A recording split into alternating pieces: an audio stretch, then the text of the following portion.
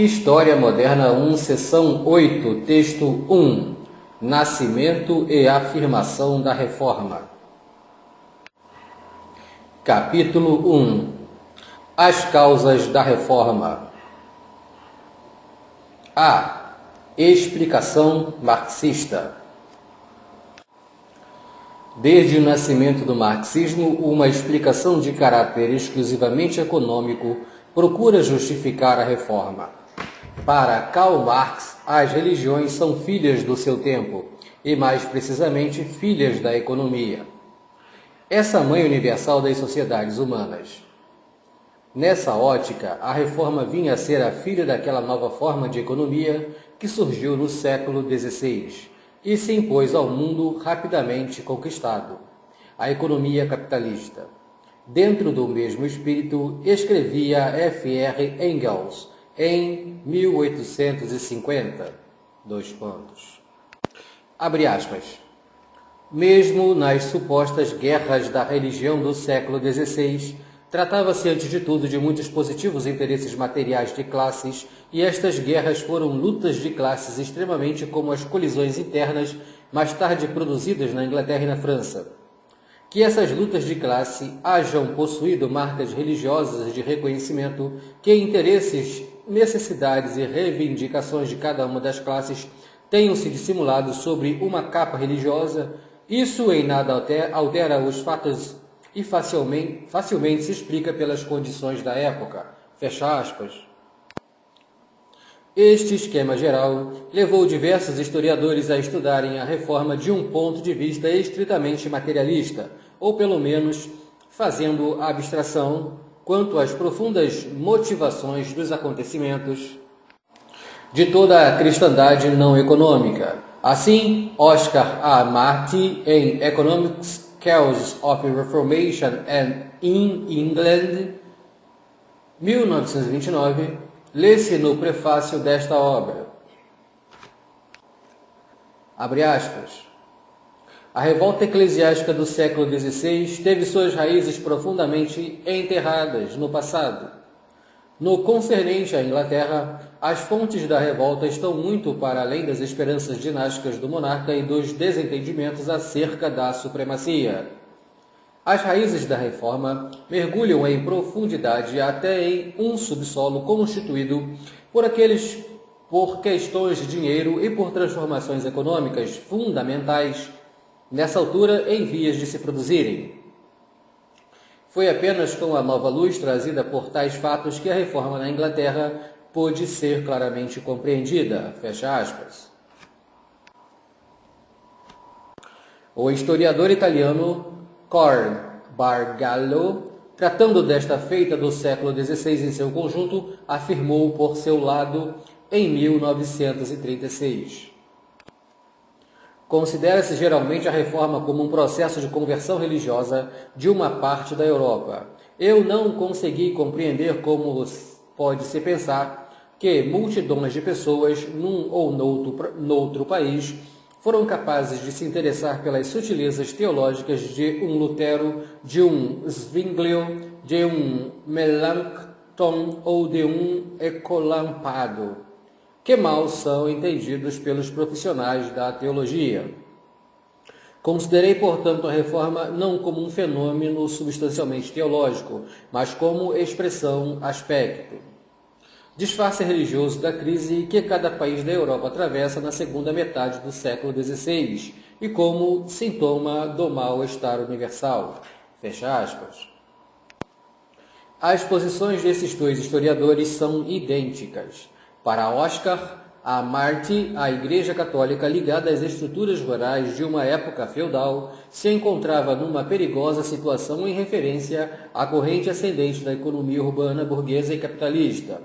Para Cor Bargallo, a reforma representava o progresso econômico e social, e inversamente a contra-reforma. Foi um fenômeno da reação na qual colaboraram mesmo protestantes, conservadores como a Dinamarca luterana, censurando não apenas os escritos teológicos, mas ainda obras de natureza política e histórica.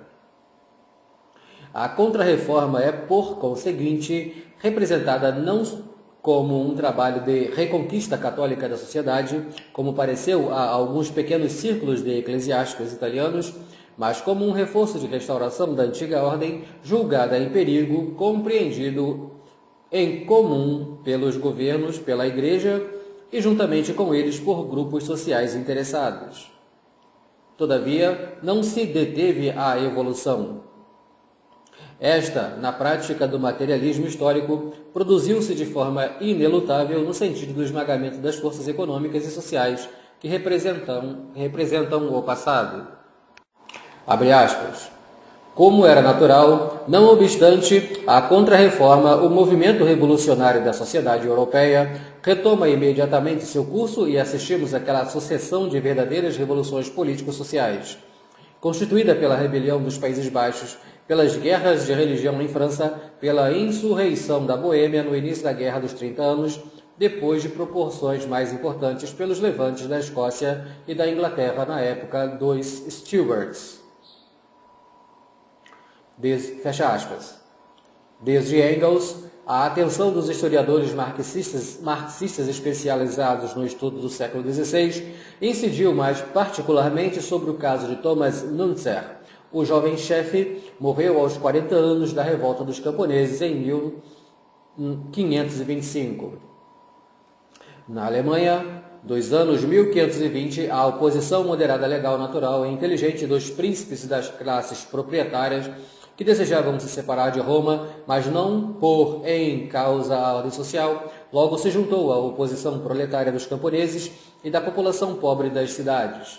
Estas duas hostilidades ao Papa e ao Imperador foram por momento aliadas, pois a mensagem de Lutero, anunciada em vigor,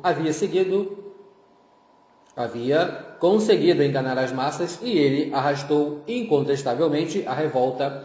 Logo, porém, Lutero, assustado, se desligou de uma aliança não comprometedora com as classes populares.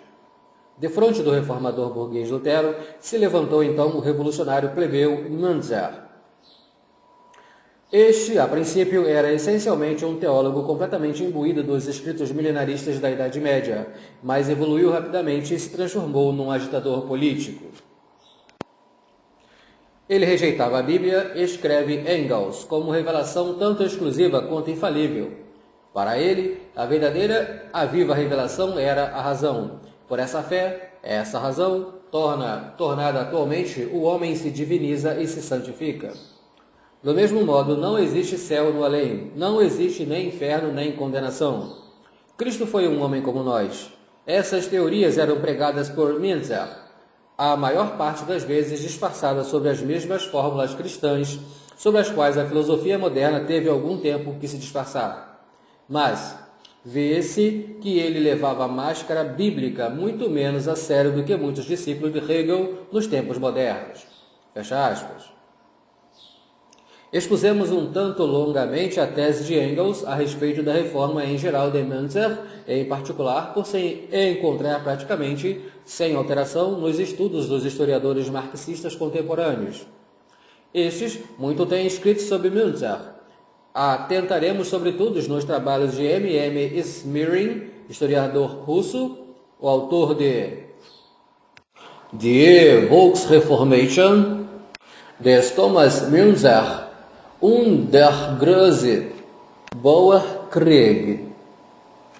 Nesta volumosa obra, como nos outros livros marxistas consagrados a esta questão, o tema fundamental permanece o mesmo que foi indicado por Engels: a oposição entre a reforma dos príncipes e a reforma dos trabalhadores, aparecendo então a Guerra dos Camponeses como a primeira revolução social, importante que a Europa conhecera. B. Estudos econômicos sobre o nascimento da reforma. Algumas explicações econômicas da reforma, com muito mais cambiantes que a dos historiadores marxistas, foram alegadas aqui ou além. Elas visavam menos a se apresentar como explicações gerais que como estudos particulares e locais, procurando esclarecer a origem e o desenvolvimento do protestantismo em tal país ou em tal caso determinado. Pensa-se aqui muito especialmente nos artigos de Henrique Hauser sobre a Rabbine de Lyon RH 1896, e sobre a Reforma e as classes populares em França no século XVI. Primeiro publicada em inglês na AHR, Hauser rejeitou a opinião professada pela maior parte dos historiadores franceses de seu tempo, que viam no Partido Huguenote um partido dos nobres.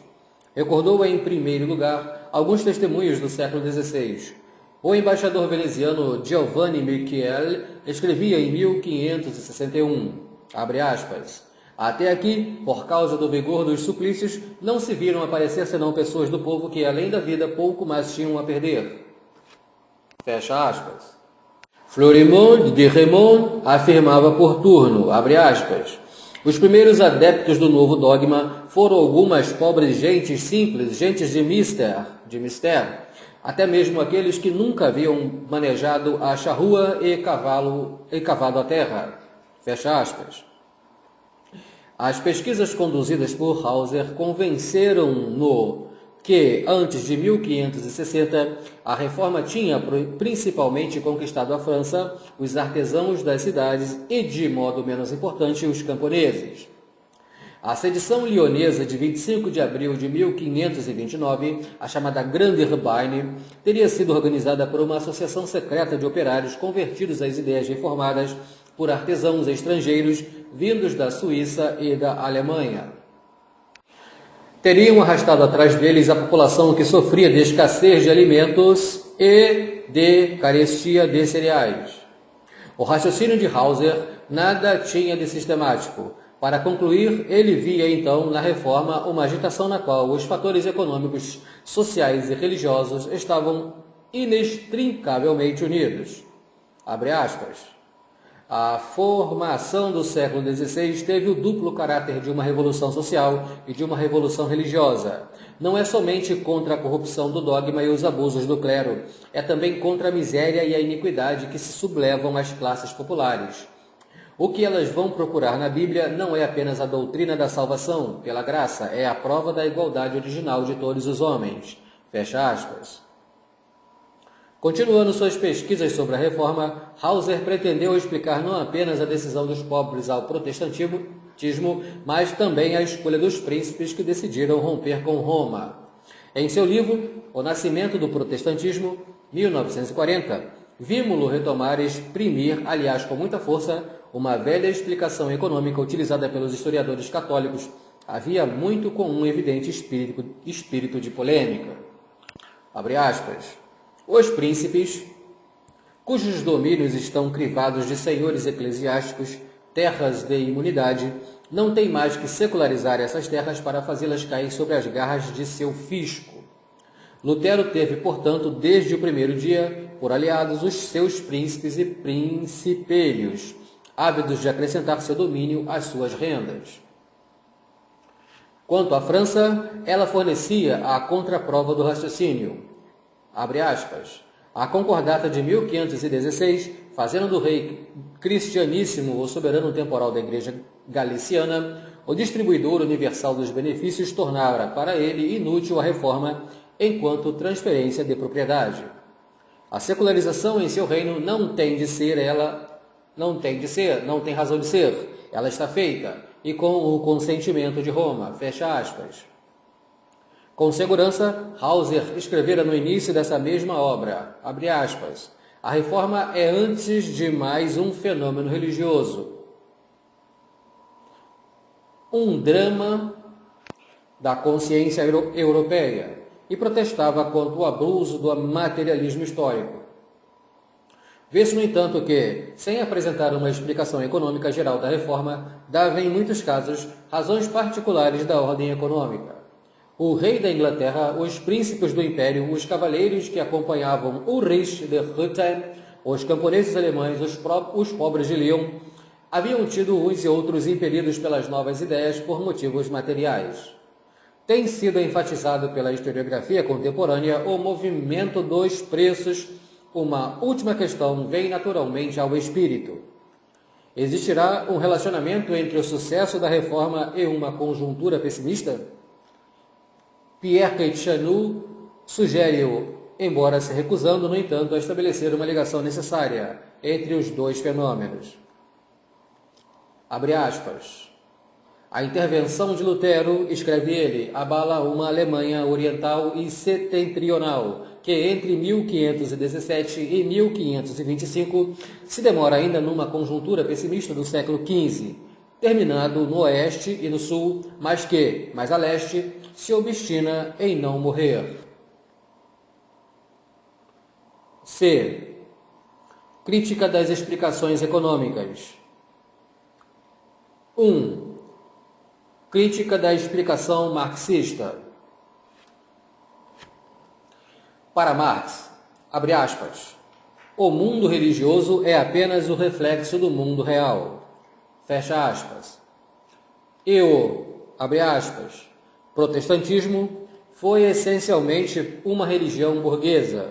Fecha aspas. Com o mesmo espírito, Engels viu na reforma o resultado da decomposição do mundo feudal.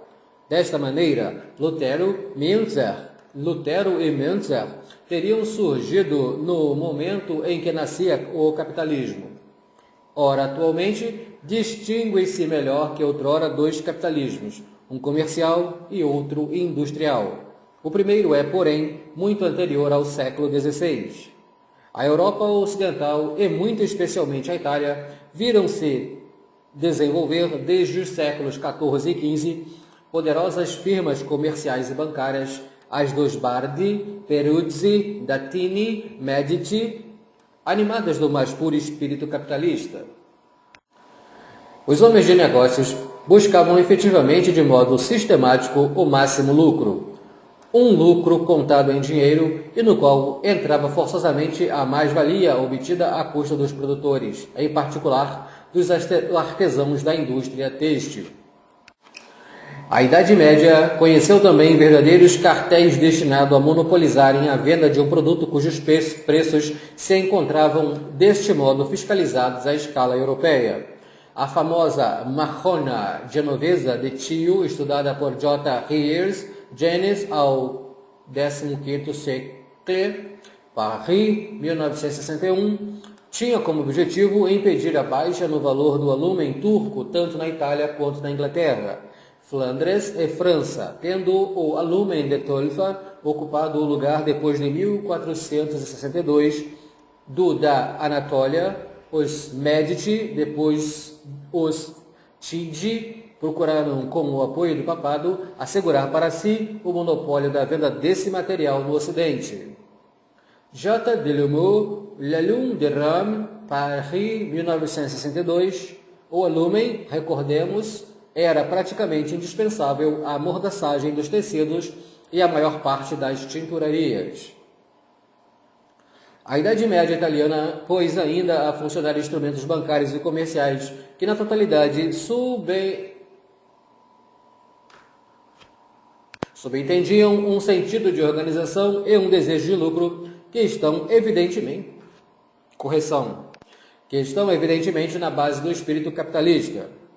A contabilidade em partidas dobradas, letras de câmbio, por vezes com endosso, colleganze, seguros marítimos, não sendo estes últimos apenas empréstimos à grossa aventura. Na Itália do século XV, uma comanda podia ser uma associação capital-trabalho, na qual 3/4 dos lucros iam para o capital e 1/4 para o trabalho. Será que esse tipo de contrato já corrente antes do século XVI entra na definição estreita, não obstante, que Marx era do capitalismo um sistema baseado na separação entre o trabalho e a propriedade dos meios de produção?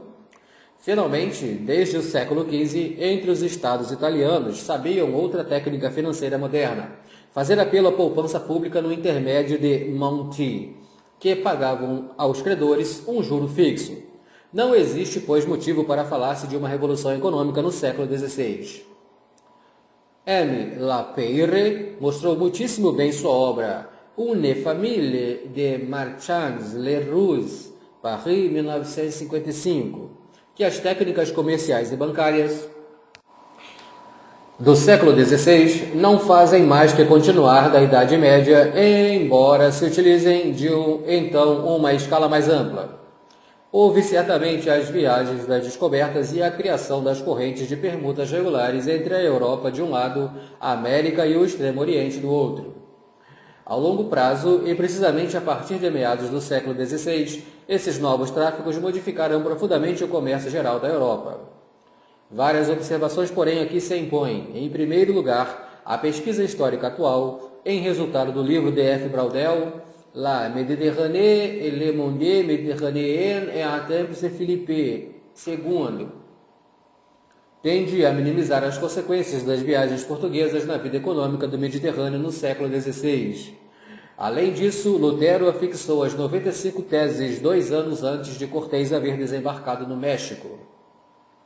Calvino tinha já publicado as Ordenações Eclesiásticas 1541. Quando foram descobertas as minas do Potosí, 1545, em suma, as grandes viagens do Renascimento não tiveram sobre a vida material dos europeus do século XVI consequências comparáveis àquela que provocou a partir do século XVIII. O progresso da ciência e da técnica, mesmo que os preços tenham mais que triplicado em 100 anos, a existência cotidiana de um camponês ou de um burguês não foi radicalmente alterada no decorrer do século XVI. Houve, por conseguinte, nesta época, a revolução religiosa, mas não a revolução econômica. Nessas condições, as relativamente lentas modificações das estruturas materiais da sociedade dificilmente podiam ter sido a causa profunda da subversão religiosa. Convém observar ainda que, na época da Reforma, a Itália era de longe o mais moderno país da Europa. Os homens de negócios da península desempenhavam um papel capital na atividade do Ocidente. Prosperava, além disso, no país uma burguesia relativamente importante que possuía uma capacidade real de poupança. Finalmente, tinha-se visto no século XV uma família provinda do comércio, da banca e da indústria. Os Medici tomaram a direção de um Estado. Ora, a Itália não aderiu ao protestantismo e foi um filho de banqueiro, Leão X, quem excomungou Lutero. Se fosse exata a tese marxista, a reforma deveria ter vindo da Itália e ali triunfado. Pelo contrário, ela conheceu seus primeiros sucessos em países que estavam antes atrasados do ponto de vista econômico. A Alemanha e a Suíça, na mesma ordem de ideias, não é surpreendente que os mais importantes homens de negócios do século XVI tenham sido católicos. Os Fugger, em primeiro lugar, com exceção de apenas um membro dessa família, mas também os mercadores genoveses, florentinos e espanhóis que dominaram a vida econômica europeia até o início do século XVII. Quanto à tese que a partir de Engels vê em Thomas Müntzer, um revolucionário comunista que não teria possuído senão uma máscara bíblica, ela é praticamente rejeitada por todos os historiadores não marxistas, que pensam como Ed Leonard que é diminuir Müntzer e torná-lo incompreensível, reduzi-lo a um chefe social ou socialista. Era um personagem completa, H. Böhmer e sua escola, e ainda muito recentemente J. Leclerc vê em Müntzer um dos fundadores do anabatismo. Ao contrário, a Maimonides Encyclopedia, volume 3, 1957, antigo Müntzer, afasta-se dessa concepção, pretendendo, porém, qualificar apenas de anabatismo a religião evangélica e pacífica de Joris e Memnon. Esse artigo insiste, por outro lado, sobre as contradições que podem ser assinaladas nos escritos de Müntzer.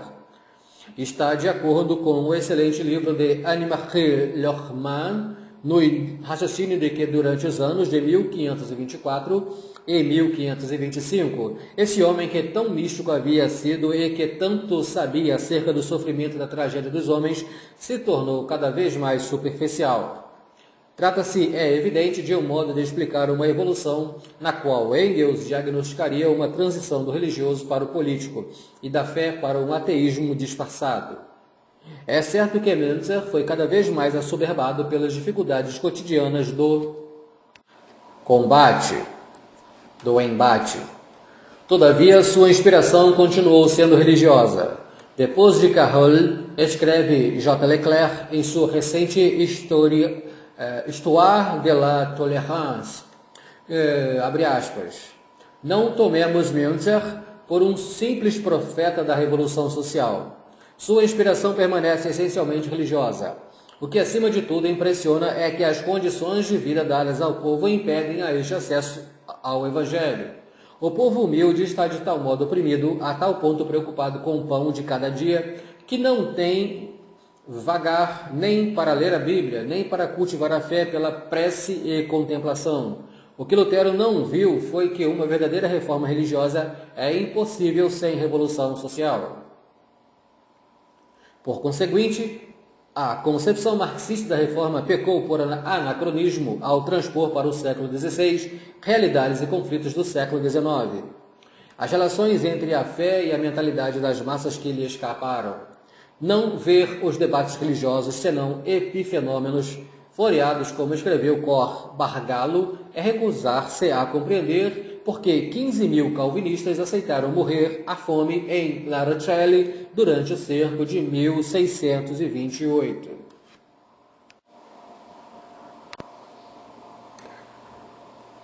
2. Houve protestantes em todas as classes sociais.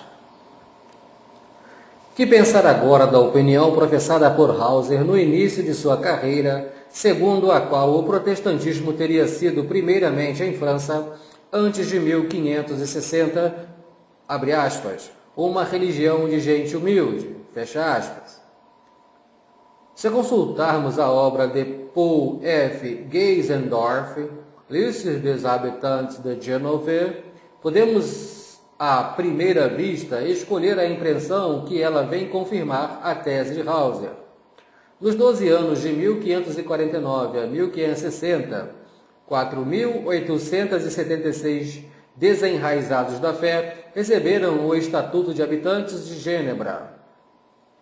Deste número, 2.247 indicaram profissão, 1.536 eram pessoal mecânico, 68%. 275 pertenciam a profissões liberais, 12%. 180 eram comerciantes, 8%. 70 nobres, 3%. 77 camponeses, 3%. 109 finalmente são inclassificáveis, 10%.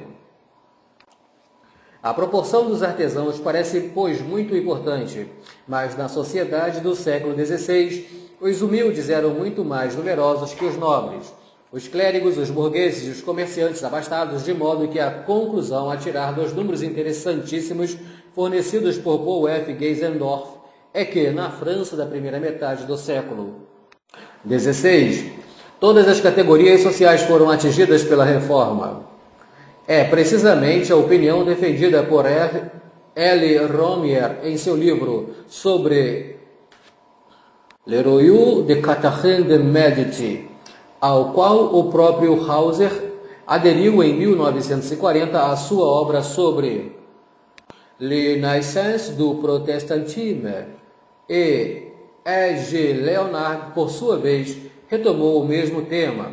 As novas ideias, escreve, tiveram influência em todos os meios franceses desde sua pregação. Especialmente se revela que, ainda antes de agosto de 1560, a reforma tinha feito em França numerosos adeptos nos meios intelectuais, no clero e no que atualmente poderia se chamar de administração. Daí a importante conclusão de E.G. Leonard que não só é válida para a França. Abre aspas. Essa mesma constatação arruína qualquer tentativa de dar à reforma bases essencialmente econômicas e sociais, já que ela se recrutou em classes que possuíam os mais dissemelhantes interesses e aspirações. É necessário reconhecer motivos válidos para todos os homens. Fecha aspas. Concordantes constatações são feitas pelos historiadores estrangeiros que trabalham em países que não a França, em Berna e Lausanne, onde a passagem do catolicismo ao protestantismo se fez de um modo particularmente calmo. Houve adesão unânime da população à reforma. Um estudo recente se debruçou sobre o caso das cidades hanseáticas Stralsund, Rostock, Wismar, na época em que abandonaram o catolicismo. As classes médias e inferiores dessas cidades, revela o autor, desempenharam um papel capital na introdução da reforma luterana. Houve aliança dos pobres e das novas ideias, mas os burgueses ricos não ficaram ausentes das primeiras linhas protestantes, mais que os príncipes contra os quais lutavam, aliás, o proletariado e os burgueses momentaneamente unidos. M. Schiedauer chegou à conclusão que a reforma foi, não obstante o ambiente econômico e social que, aqui ou além, rodeou e favoreceu o seu desenvolvimento, uma vontade de libertação espiritual e que esse caráter explica seus relativos fracassos no plano político-social. Contrariamente aos burgueses das cidades, os cavaleiros famélicos que aderiram também ao luteranismo representavam uma classe conservadora e reacionária, politicamente ameaçada pela subida dos príncipes territoriais e economicamente pelos progressos da burguesia urbana. A reforma se apresentou seguramente a mais que um cavaleiro como um meio de restringir o prestígio e a prosperidade a uma corporação inteira. Contudo, insiste William R. Whitcock, último em data dos historiadores que trataram desse tema. A classe dos cavaleiros carecia totalmente de homogeneidade e foi incapaz de unir suas diferentes facções. A reforma veio apenas criar uma desunião a mais, pois nem todos os cavaleiros passaram para o protestantismo. No entanto, a adesão ao luteranismo de um bom número de cavaleiros prova que, a essência da reforma não residia no fato de ela se acomodar aos interesses de uma nova classe prestes a subir, quer dizer, da classe média. Representantes de uma classe cujas raízes mergulhavam completamente na antiga ordem e cujas bases econômicas eram feudais e agrárias, responderam, todavia, com entusiasmo ao apelo do novo evangelho. Fecha aspas. Se, portanto, se quiser em cada caso particular produzir como explicação fundamental da passagem de um grupo social para a reforma uma razão econômico-social, chega-se no plano geral a resultados contraditórios, visto se fazerem aderir ao protestantismo por motivos materiais, classes opostas entre si, príncipes burgueses, cavaleiros pobres, camponeses alemães ou artesãos das cidades. Igualmente se tende na atualidade para afastar pelo menos parcialmente a tese segundo a qual Henrique VIII, os reis escandinavos e os príncipes alemães teriam se separado de Roma acima de tudo para secularizarem e assabarcarem os bens eclesiásticos. O inconveniente principal dessa concepção, cujo aspecto polêmico é evidente, é que ela vem negar todo o sentimento religioso autêntico aos chefes de Estado do século XVI, o que está em contradição com aquilo que conhecemos da mentalidade geral da época. Frederico, o sábio que protegeu Lutero, Felipe de Hansen, apesar de bígamo, Alberto de Brandemburgo, que secularizou a ordem dos cavaleiros teutônicos, eram príncipes preocupados com a religião. Na própria corte de Henrique VIII, uma vida privada escandalosa e uma segura admiração pelo príncipe de Maquiavel se aliavam curiosamente a um real interesse pelos problemas da fé. Prova disso é a Assertio Septem Sacramentorum, por ele escrita em 1521 contra Lutero. E o que dizer do jovem Eduardo VI ou de Joana de Albert, que fizeram adotar a reforma a seus súditos? Eles eram manifestamente orientados por uma profunda preocupação de manter e reforçar a vida cristã dos súditos. Um eminente especialista em questões protestantes, Roland H. Bayton, fez notar, além disso, que a atitude adotada pelos príncipes luteranos alemães não era isenta de riscos, caso Carlos V tivesse saído vitorioso, o que não aconteceu. Quanto a Francisco I, que prova temos de que ele permaneceu fiel a Roma por a concordata de 1516, colocar a Igreja de França suas riquezas em sua mão? De fato, se verifica que hesitou por muito tempo sobre a atitude a tomar e não se decidiu a combater os protestantes, senão quando alguns deles lançaram-lhe uma espécie de desafio. Achincalharam sua autoridade na questão dos placards, 1534. O rei parece, como aconteceu muito nesse tempo de confusão, se ter interrogado longamente de que lado estaria a verdade, se não seria possível uma conciliação entre as novas ideias e a fé tradicional. Se finalmente se voltou contra os protestantes, foi sem dúvida por eles ter visto anabatistas franceses que se expunham como os de Münster a pôr o reino a ferro e fogo, A epístola ao rei colocava por Calvino, a epístola ao rei, colocada por Calvino à cabeça da primeira edição da Instituição Cristã, 1536, prova ser a tese oficial. Será verdade ainda que o ouro da Alemanha e da Inglaterra, saindo maciçamente para Roma e empobrecendo os países ultramontanos, enriquecia, pelo contrário, toda a Itália, que, por conseguinte, teria interesse na continuação de um tal estado de coisas? Em países protestantes, as populações acreditaram nisso e a propaganda reformada no século XVI afirmou. Mas essa acusação teria tido maior fundamento por volta de 1350 que em 1520. Com efeito, na época da Renascença, os rendimentos do papado haviam baixado muito. Quase não ultrapassavam 350 mil ducados de ouro no pontificado de Júlio II, provindo a maior parte, aliás, do domínio temporal.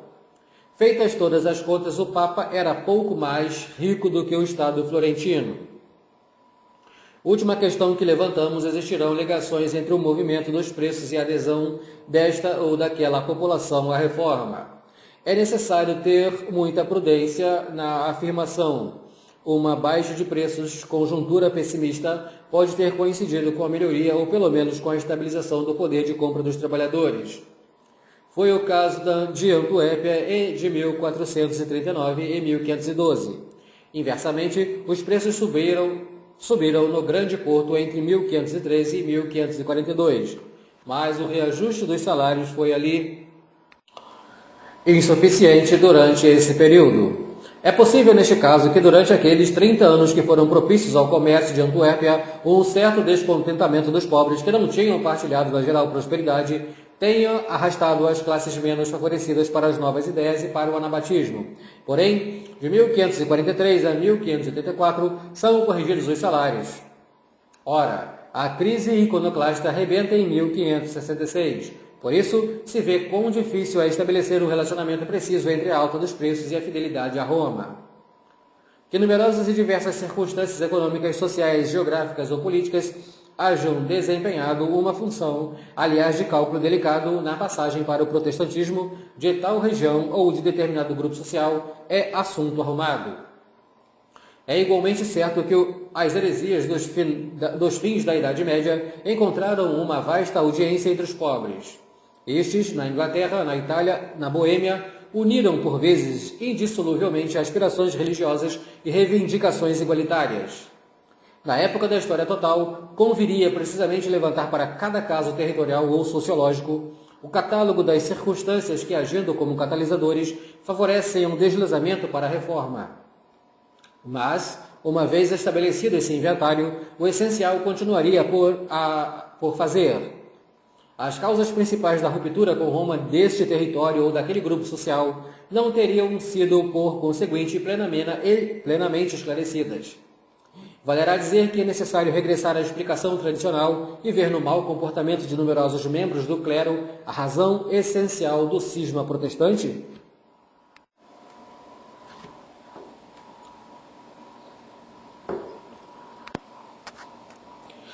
D. A questão dos abusos disciplinares. 1. A tese tradicional. Por muito tempo se pensou que a reforma tinha deflagrado por causa dos abusos que reinavam por esse tempo na Igreja. Essa maneira de encarar o drama religioso do século XVI remonta ao próprio Lutero, que em suas conversas à mesa confirmou ter ficado chocado com o espetáculo de Roma de Júlio II, por ele visitada em 1510 e 1511. Eu não daria por 100.000 florins o fato de ter visto e ouvido Roma, declarou em correção. Abre aspas.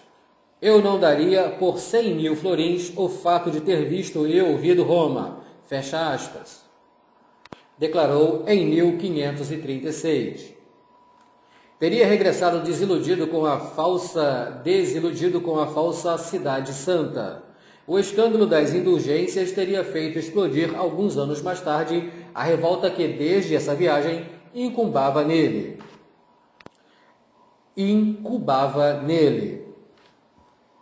A violência com que o reformador, sobretudo a partir de 1520, atacou o papado, por ele identificado ao anticristo, fornecia um argumento suplementar à tese de uma explicação moral da reforma. Além disso, o sucesso do Elogio da Loucura, panfleto que vinha ele próprio depois de tantas críticas amargas contra a Igreja, não provava que os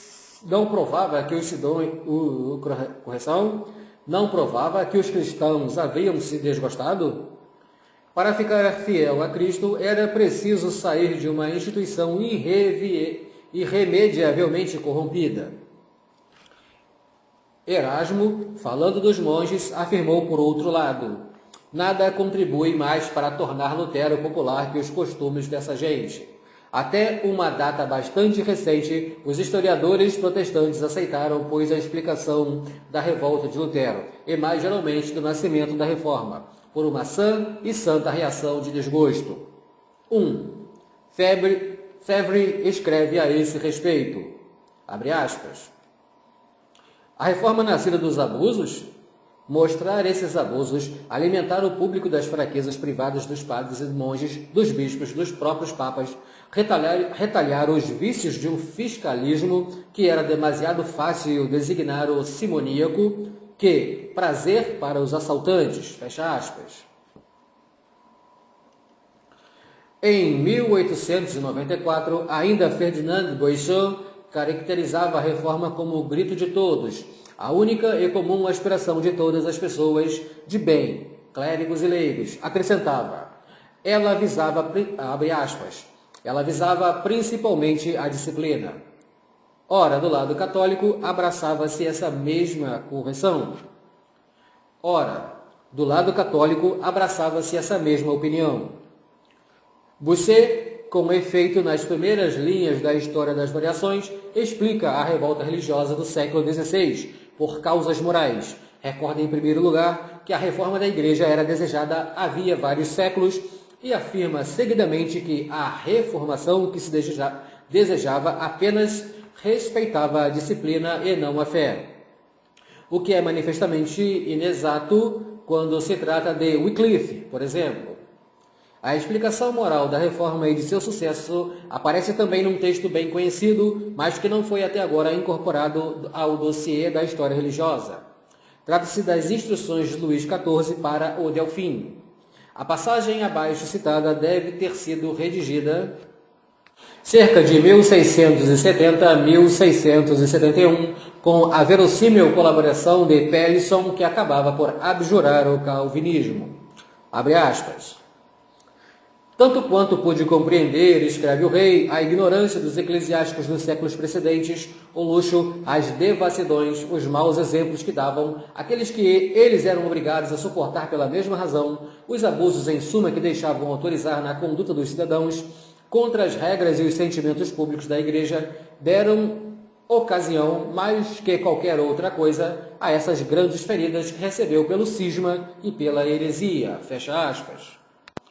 Desta maneira, uma revolta moral teria se transformado em revolta teológica, quando Roma teria pressionado excessivamente o homem violento e ousado que era Lutero. Do lado católico, adiantou-se também uma outra explicação moral da reforma, muito mais malévola que a precedente.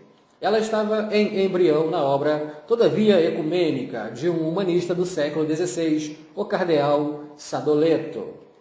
Espírito conciliador, tentou, em 1538 e em 1542, reatar o diálogo com os letrados de valor convertidos ao protestantismo. Sturm, e Melanchthon, interrogando-se, por outro lado, acerca das razões do drama religioso de que era testemunha, chegou à conclusão de que a decadência do clero era a causa principal da crise. Trata-se aqui de um raciocínio idêntico ao das variações e das instruções para o Delfim. Mas os fiéis, prossegue Sadoleto, copiam seus pastores. As faltas destes não podem senão ser imitadas por aqueles aos quais servem de modelo. Por isso, o bispo de Carpentras é muito duro para o clero de seu tempo.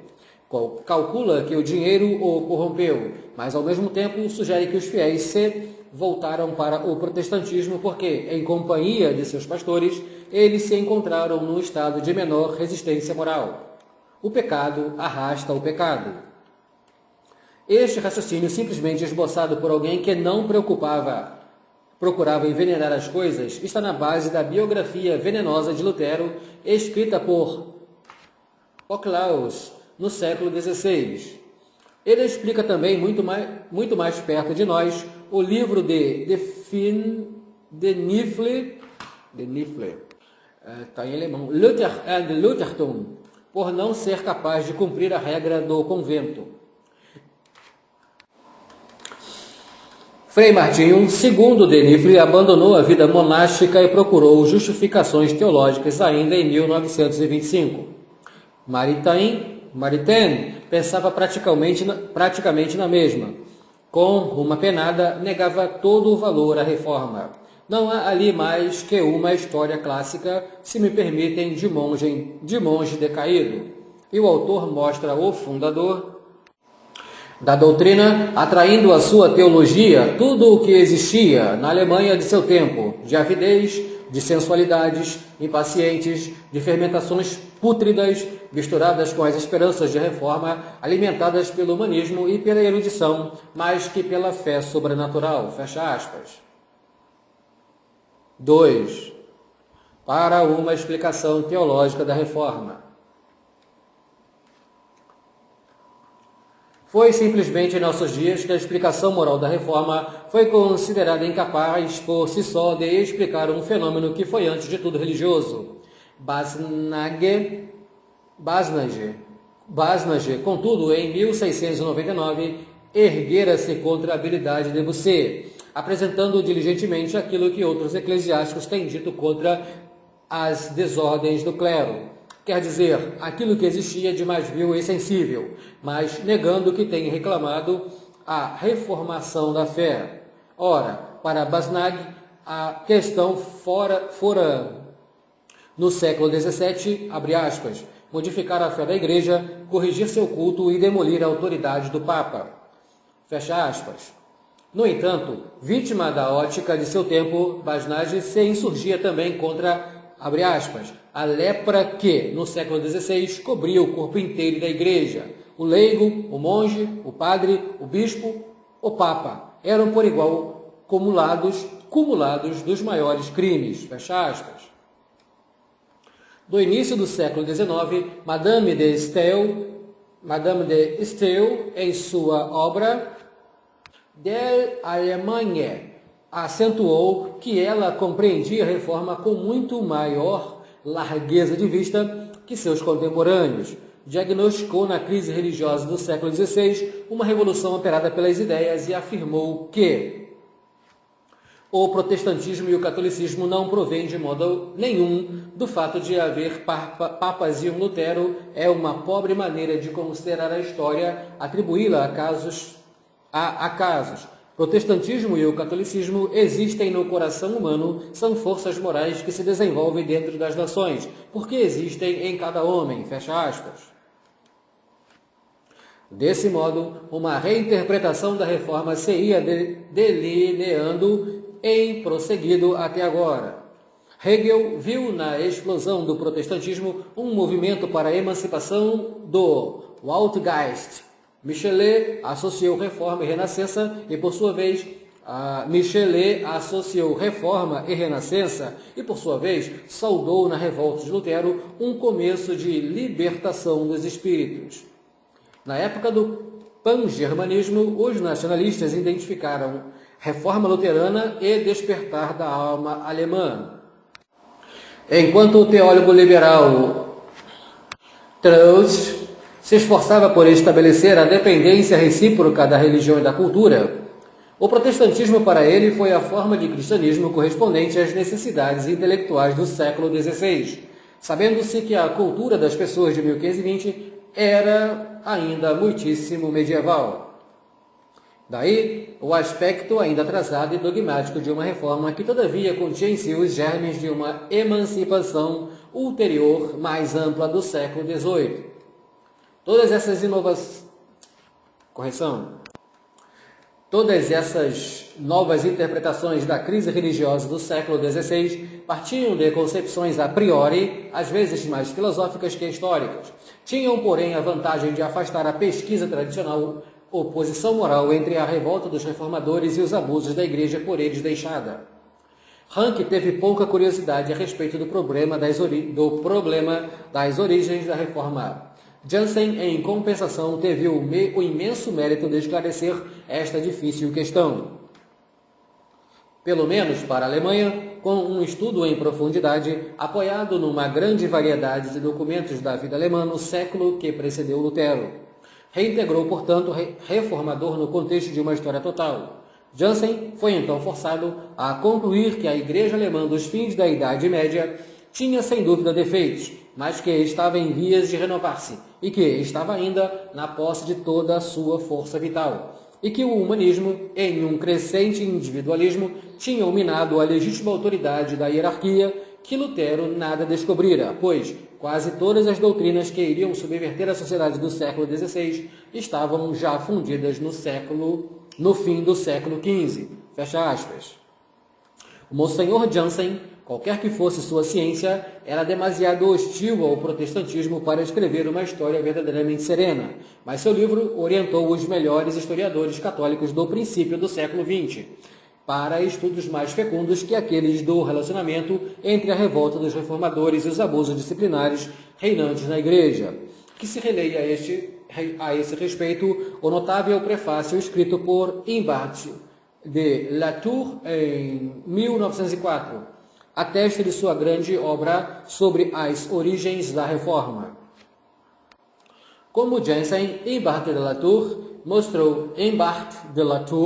mostrou que forças ativas de renovação estavam atuando na Igreja na véspera da Reforma. É um ponto que agora está definitivamente assente.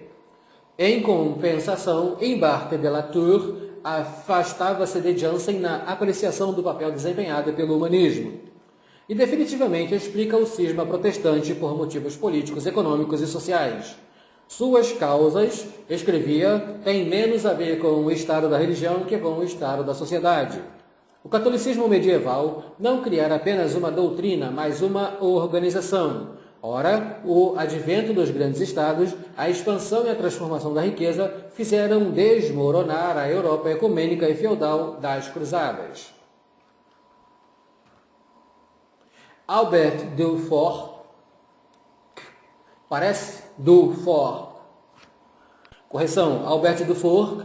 parece haver tomado como ponto de partida para o estudo das causas da Reforma o esquema estabelecido por Imbart de Latour, a organização da sociedade cristã entre 1049 a 1300, opôs a desorganização do período posterior. Todavia, centralizou seus mais importantes desenvolvimentos na crise das almas e, por fim, insistiu principalmente sobre o progresso do individualismo no domínio da piedade. Foi, com efeito, no sentido de um estudo cada vez mais no eixo das causas religiosas da Reforma que a pesquisa histórica se orientou de há 40 anos para cá. Ela surgiu neste domínio os conselhos e os exemplos de Karl Hall e Lucien Febvre, que Karl Hall afirmou em substância que nem a filosofia nem a sociologia